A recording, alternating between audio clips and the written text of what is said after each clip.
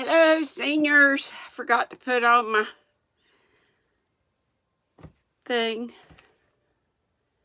for the juniors, I think, so I'm just going to leave it off. I just came from outside. It's hot, and I'm still hot, so this is a very long chapter, so I'll just read what I can read. Still, of course. And we're on chapter 21. Laurie makes mischief, and Joe makes peace.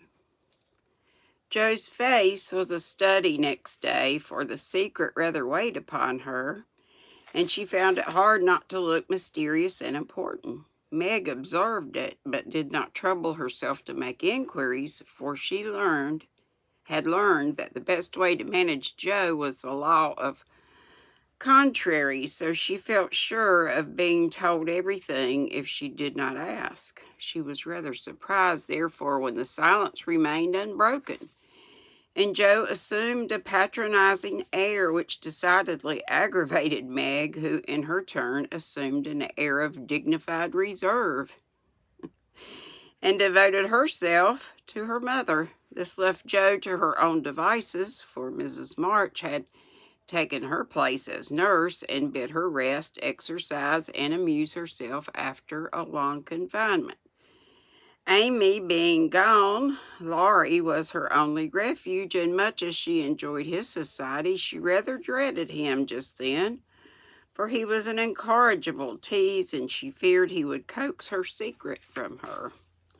She was quite right, for the mischief-loving lad no sooner suspected a mystery than he set himself to finding it out, and led Joe a trying life of it. He wheedled, bribed, ridiculed, threatened, and scolded, affected indifference that he might surprise the truth from her, declared he knew, then that he didn't care, and at last, by dint of perseverance, he satisfied himself that it concerned Meg and Mr. Brooke. Feeling indignant that he was not taken into his tutor's confidence, he set his wits to work to devise some proper retaliation for the slight. Meg, meanwhile, had apparently forgotten the matter and was absorbed in preparations for her father's return. But all of a sudden, change seemed to come over her, and for a day or two she was quite unlike herself. She started when spoken to, blushed when looked at, was very quiet, and sat over her sewing with a timid, troubled look on her face. To her mother's inquiries, she answered that she was quite well, and Joe's she silenced by begging to be let alone. She feels it in the air, love I mean, and she's going very fast. She's got most of the symptoms, is twittery and cross, don't eat, lies awake, and mopes in corners. I caught her singing that song about the silver-voiced brook, and once she said John, as you do, and then turned as red as a poppy. Whatever shall we do? Said Joe, looking ready for any measures, however violent. Nothing but wait. Let her alone. Be kind and patient, and Father's coming will settle everything, replied her mother.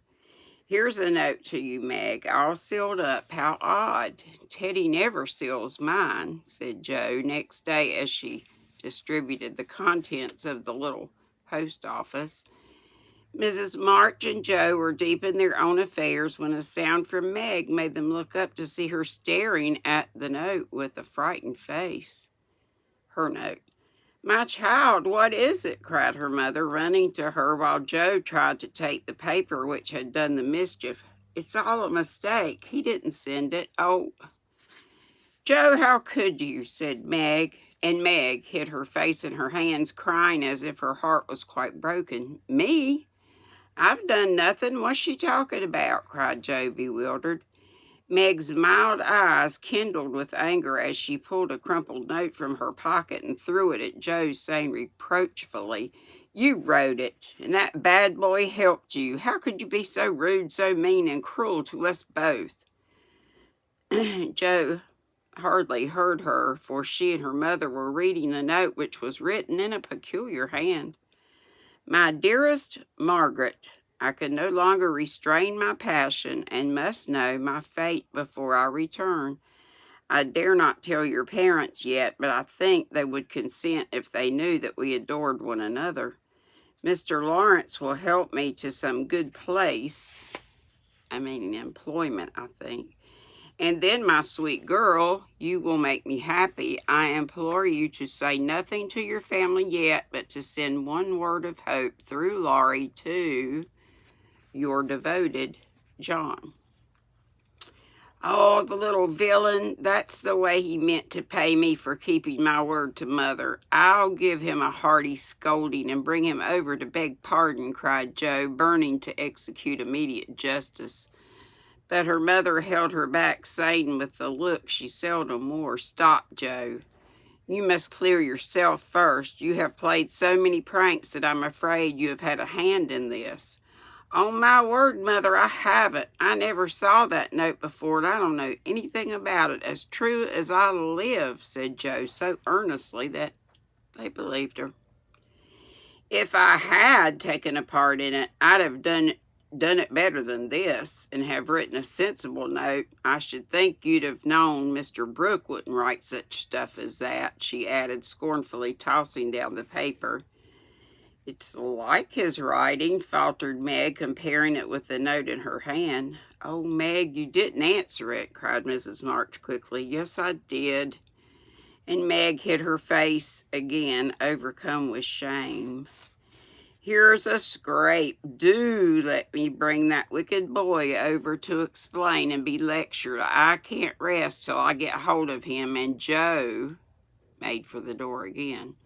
"Hush! Let me manage this, for it is worse than I thought, Margaret. Tell me the whole story," commanded Mrs. March, sitting down by Meg, yet keeping hold of Joe, lest she should fly off. "I received the first letter from Laurie, who didn't look as if he knew anything about it," began Meg without looking up. "I was worried at first and meant to tell you that I remembered how you liked Mr. Brooke, so I thought you wouldn't mind if I kept my little secret for a few days. I'm so silly that I like to think no one knew. And while I was deciding what to say, I felt like the girls in books who have such things to do. Forgive me, Mother. I'm paid for my silliness now. I never can look him in the face again." "What did you say to him?" asked Mrs. March. "I only said I was too young to do anything about it yet, and I didn't wish to have secrets from you, and he must speak to Father. I was very grateful for his kindness and would be his friend, but nothing more for a long while." Mrs. March smiled as if well pleased, and Joe clapped her hands, exclaiming with a laugh, "You are almost equal to Caroline Percy, who was a pattern of prudence. Tell on, Meg. What did he say to that?" Excuse me. "He writes in a different way entirely, telling me that he never sent any love letter at all, and is very sorry that my roguish sister Joe should take such liberties with our names. It's very kind and respectful, but think how dreadful for me." Meg leaned against her mother, looking the image of despair, and Joe tramped about the room, calling Laurie names. All of a sudden she stopped, caught up the two notes, and after looking at them closely, said decidedly, "I don't believe Brooke ever saw either of these letters. Teddy wrote both, and keeps yours to crow over me with because I wouldn't tell him my secret." "Don't have any secrets, Joe. Tell it to Mother and keep out of trouble, as I should have done," said Meg warningly. "Bless you, child, Mother told me."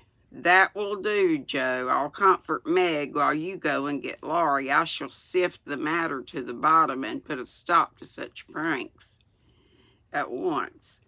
Away ran Joe, and Mrs. March gently told Meg Mr. Brooke's real feelings. "Now, dear, what are your own? Do you love him enough to wait till he can make a home for you? Or will you keep yourself quite free for the present?"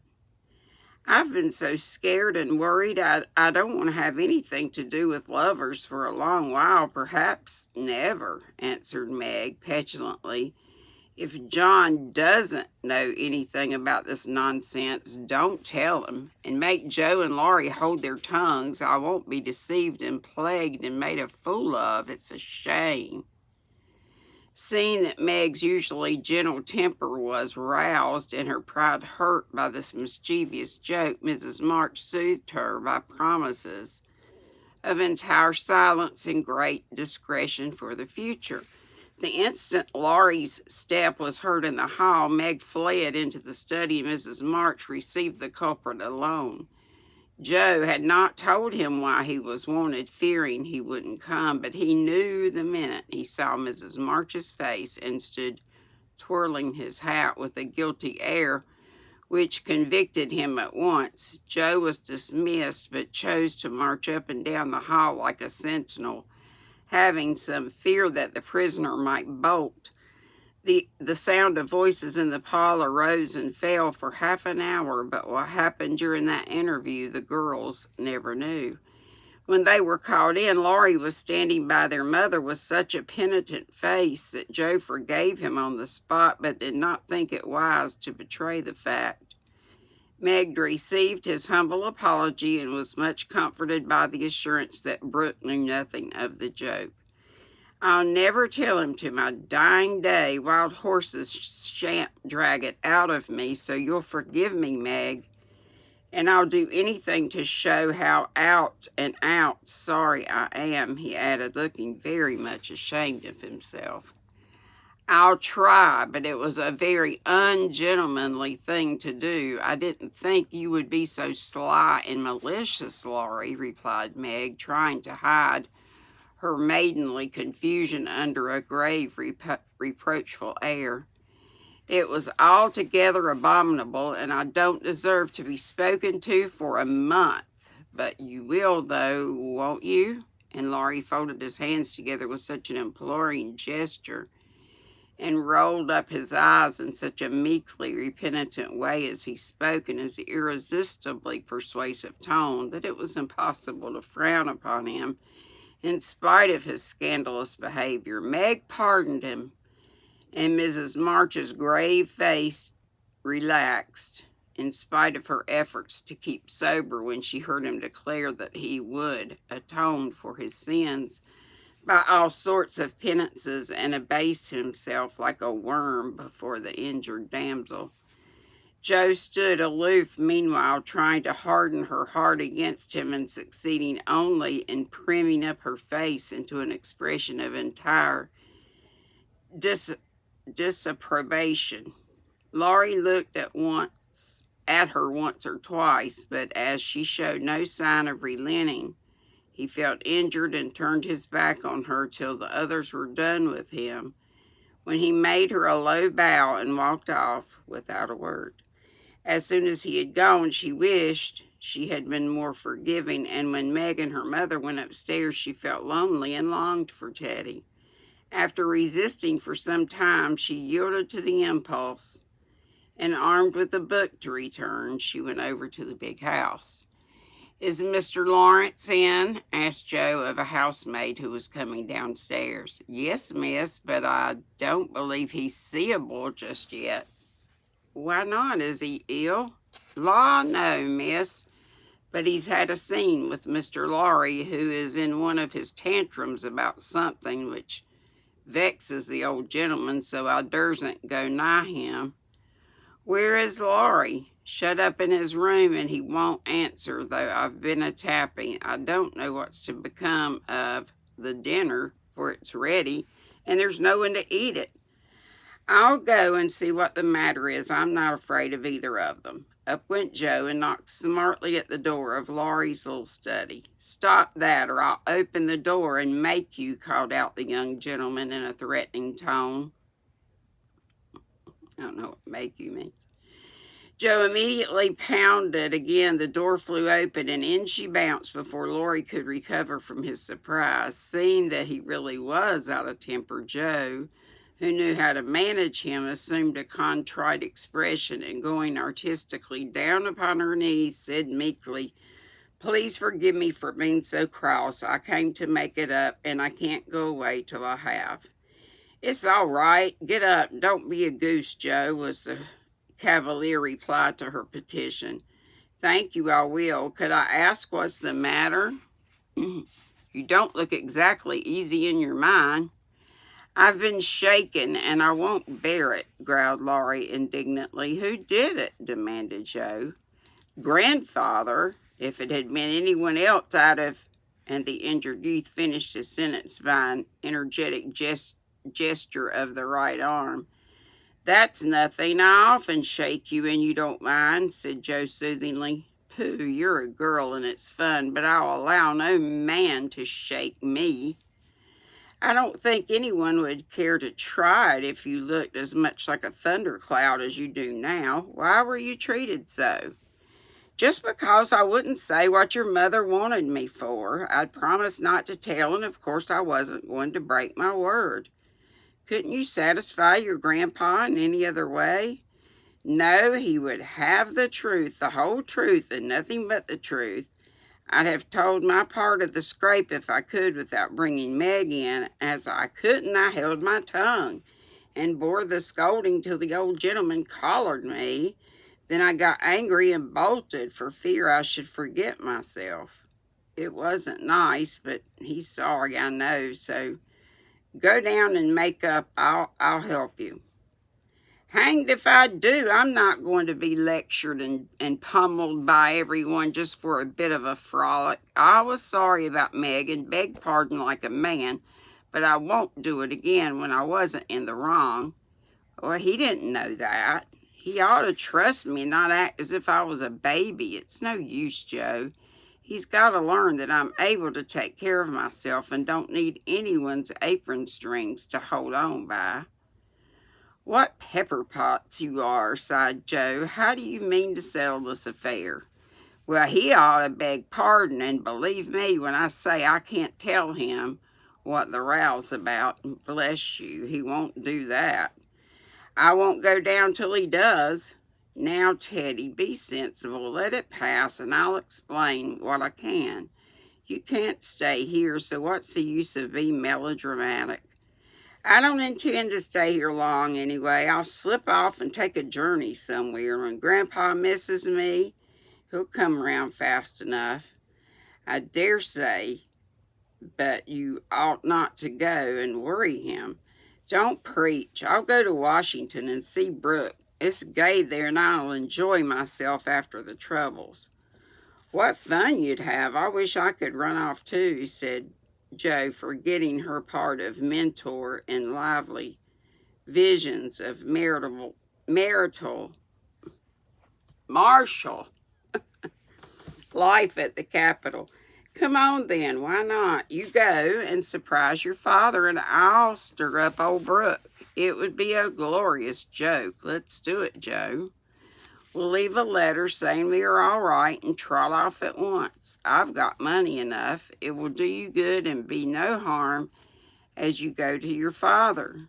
For a moment, Joe looked as if she would agree. For wild as the plan was, it just suited her. She was tired of care and confinement, longed for change, and thoughts of her father blended temptingly with the novel charms of camps and hospitals, liberty and fun. Her eyes kindled as they turned wistfully toward the window, but they fell on the old house opposite, which is hers, and she shook her head with sorrowful decision.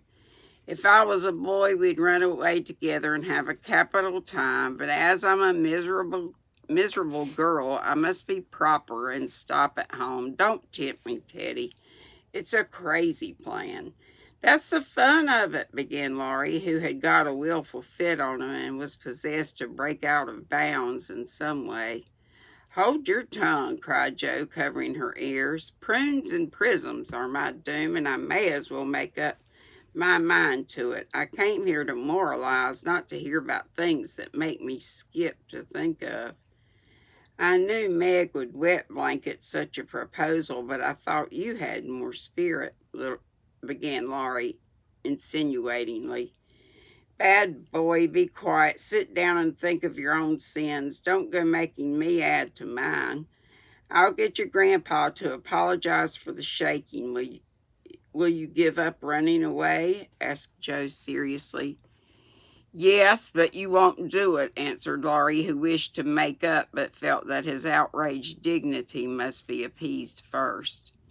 If I can manage the young one, I can the old one, muttered Joe as she walked away, leaving Laurie bent over a railroad map with his head propped on both his hands.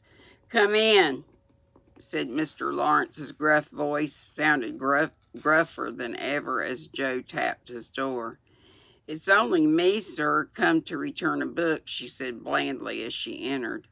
Want any more? Asked the old gentleman, looking grim and vexed, but trying not to show it. Yes, please. I like old Sam so well. I think I'll try the second volume, returned Joe, hoping to propitiate him by accepting the second dose of Boswell's Johnson, as he had commanded that lively work. The shaggy eyebrows unbent a little as he rolled the steps toward the shelf where the Johnsonian literature was placed. Joe skipped up and, sitting on the top step, affected to be searching for her book, but was really wondering how best to introduce the dangerous object of her visit. Mr. Lawrence seemed to suspect that something was brewing in her mind, for after taking several brisk turns about the room, he faced round her, speaking so abruptly that Rasselas tumbled down face downward on the floor. What has that boy been about? Don't try to shield him now. I know he has been in mischief. By the way, he acted when he came home. I can't get a word from him, and when I threatened to shake the truth out of him, he bolted upstairs and locked himself into his rooms. He did do wrong, but we forgave him, and I'll promise not to say a word to anyone, began Joe reluctantly. That won't do. He shall not shelter himself behind a promise from you soft-hearted girls. If he's done anything amiss, he shall confess, beg pardon, and be punished. Out with it, Joe. I won't be kept in the dark. Mr. Lawrence looked so alarming and spoke so sharply that Joe would gladly have run away if she could, but she was perched aloft on the steps, and he stood at the foot, a lion in the path, so she had to stay and brave it out.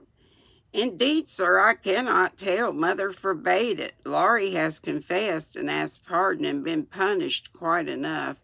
We don't keep silence to shield him, but someone else, and it will make more trouble if you interfere. Please don't. It was partly my fault, but it's all right now, so let's forget it and talk about the Rambler or something pleasant. Hang the Rambler. Come down and give me your word that this harum-scarum boy of mine hasn't done anything ungrateful or impertinent. If he has, after all your kindness to him, I'll thrash him with my own hands. The threat sounded awful, but did not alarm Joe, for she knew the irascible old man would never lift a finger against his grandson, whatever he might say to the contrary. The obedient descended and made as light of the prank as she could without betraying Meg or forgetting the truth. Ha! Well, if the boy held his tongue because he promised and not from obstinacy, I'll forgive him. He's a stubborn fellow and hard to manage, said Mr. Lawrence, rubbing his hair till it looked as if he'd been out in a gale and smoothing the frown from his brow with an air of relief. So am I, but a kind word will govern me when all the king's horses and all the king's men couldn't, said Joe, trying to say a kind word for her friend, who seemed to get out of one scrape only to fall into another. You think I'm not kind to him, hey? Was the sharp answer. Oh, dear no, sir, you are rather too kind sometimes, and then just a trifle hasty when he tries your presence. Don't you think you are? Joe was determined to have it out now and tried to look quite placid, though she quaked a little after her bold speech. To her great relief and surprise, the old gentleman only threw his spectacles onto the table with a rattle and exclaimed frankly, You're right, girl. I am. I love the boy, but he tries my patience past bearing, and I don't know how it will end if we go on so. I'll tell you, he'll run away. Joe was sorry for that speech the minute it was made. She meant to warn him that Laurie would not bear much restraint, and hoped he would be more forbearing with the lad. Mr. Lawrence's ruddy face changed suddenly, for he sat down with a troubled glance at the picture of a handsome man which hung over his table. It was Laurie's father, who had run away in his youth and married against the imperious old man's will. Joe fancied he remembered and regretted the past, and she wished she had held her tongue. He won't do it unless he is very much worried, and only threatens it sometimes when he gets tired of studying. I often think I should like to, especially since my hair was cut. So if you ever miss us, that's Joe talking. If you ever miss us, you may advertise for 2 boys and look among the ships bound for India. She laughed as she spoke, and Mr. Lawrence looked relieved, evidently taking the whole thing as a joke. You hussy, how dare you talk that way? Where's your respect for me and your proper bringing up? Bless the boys and girls. What torments they are, yet we can't do without them, he said, pinching her cheeks good-humoredly. Go and bring that boy down to his dinner, tell him it's all right, and advise him not to put on